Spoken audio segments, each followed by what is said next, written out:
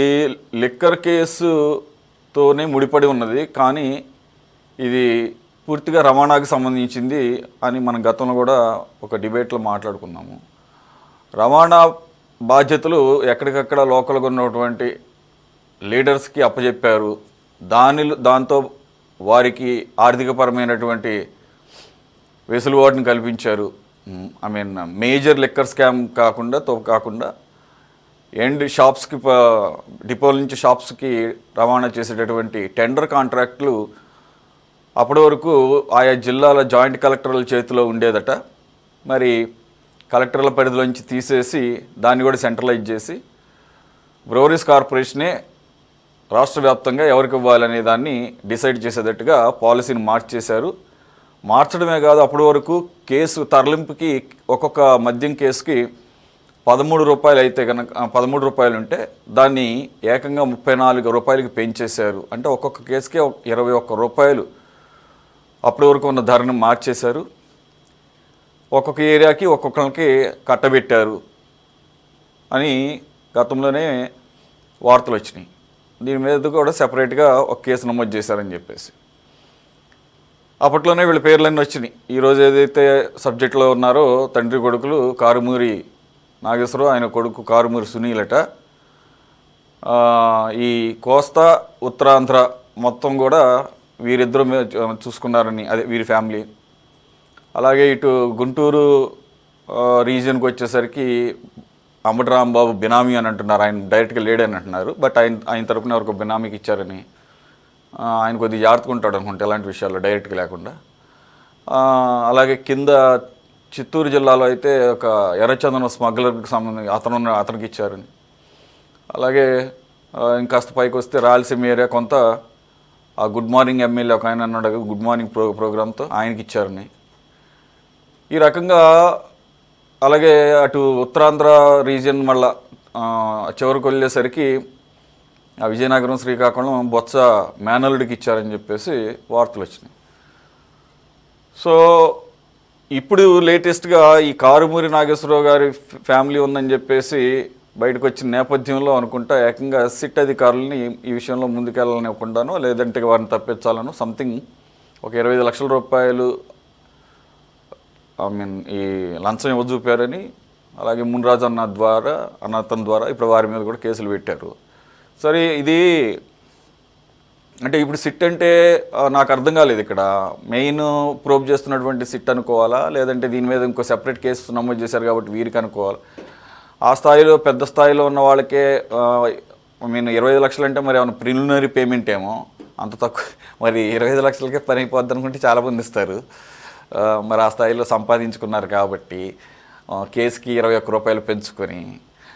So ఎలా చూడాలి sir ఇది? దీని తీవ్రత ఎంతవరకు ఉండే అవకాశం ఉంది?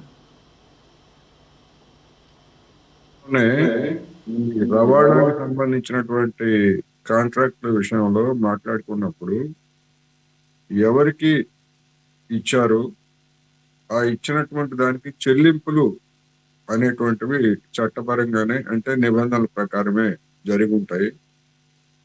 అంత పెద్ద మొత్తంలో ఒకసారిగా పెంచి ఇచ్చినటువంటి అధికారుల మీద, అదేవిధంగా వాటిని పుచ్చుకున్నటువంటి వాళ్ళ మీద రెవెన్యూ రికవరీ యాక్ట్ ప్రకారం చర్యలు తీసుకొని ఆ సొమ్ము మొత్తాన్ని రికవరీ చేయాల్సినటువంటి బాధ్యత. ఎందుకంటే అంతా కూడా అది వైట్ మనీనే, అదేమి బ్లాక్ మనీ కాదు.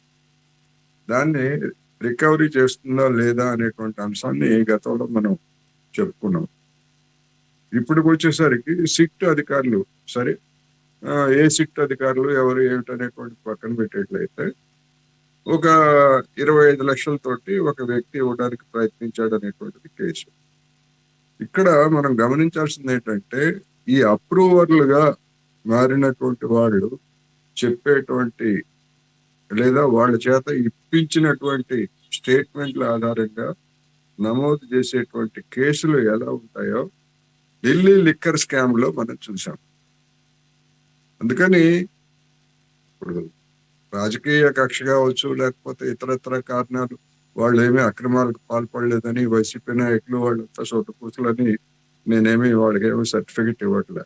ఖచ్చితంగా చేసుంటారు. కానీ ఇలాంటి ఇవి ఆ మునికుమార్ అనేటువంటి అతను చూపడానికి లేదా ఆ మునికుమారికి వాళ్ళు ఇచ్చారు అనేటువంటి దానికి ఆధారాలు కనుక లేకపోయేటైతే ఇవన్నీ కూడా తర్వాత కట్టుకథలుగా మారేటువంటి అవకాశం ఉంటుంది.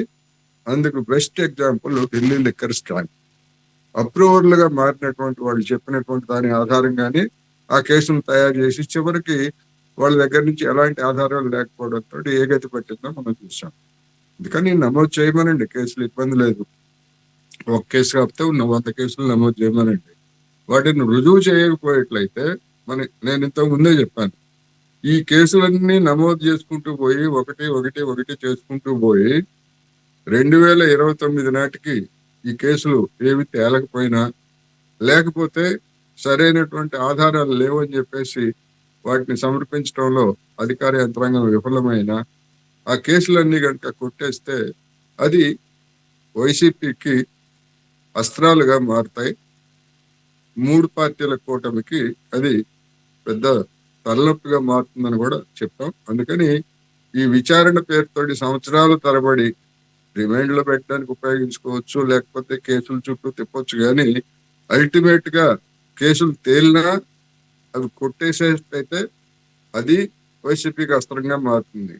కేసులు తేలకపోయినా కానీ ఇంకా తేలలేదు గనక మేము నిందితులమే తప్ప నేరస్తులు కాదని చెప్పుకోవడానికి, ఎఫెన్స్ తీసుకోవడానికి కూడా వైసీపీకి అవకాశం ఇస్తుంది. అందుకని ఇట్లాంటి కేసుల్ని ఎంత త్వరగా ముగిస్తారు, ఎంత త్వరగా తేలుస్తారు అనేటువంటిది ఇక్కడ ప్రశ్న.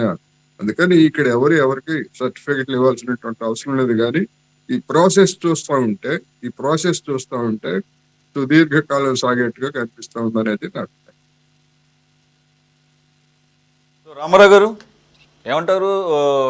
యాక్చువల్గా లిక్కర్ కేసే ఒక పెద్ద భారీ అవినీతి కేసు అని అంటున్న సందర్భంలో, ఎందుకంటే ఈడీ కూడా ఎంటర్ అయింది. వీళ్ళు 3,500 అయితే వాళ్ళు ఏకంగా 4,000 కోట్లు అంటున్నారు. ఇది చేసిన బిజినెస్ తాలూకు ఆన్ రికార్డు. మరి యాక్చువల్గా బ్రూవరీస్ నుంచి మరి అనధికారికంగా కూడా చాలా అమ్మారంటున్నారు. అది కూడా లెక్కలో తీసుకుంటే భారీ ఎత్తున ఇంకా బయటపడుతుంది అంటున్నారు. నిజంగా సరిగ్గా కనుక విచారణ చేస్తే సరే, అది ఒక ఎత్తు, అది మేజర్ స్కామ్. అది కానీ ఇది దాని సప్లిమెంటరీ స్కామ్ అనమాట. అంటే దానిలో ఒక భాగం ఇది. వికేంద్రీకరణ బాగా జరిగింది ఇక్కడ. పరిపాలన వికేంద్రీకరణ సంగతి ఏమో తెలియదు, కానీ ఒక బిజినెస్ని దానిలో ఏ రకంగా డబ్బులు సైడ్ చేయొచ్చు అనే దానికి ఒకటేమో మేజరు, దానికి సబ్సిక్వెంట్ అనమాట. దానికి అనుబంధంగా ఉన్న రవాణా. ఇప్పుడు ఆ లిక్కర్ కేసులన్నింటినీ రవాణా చేయడానికి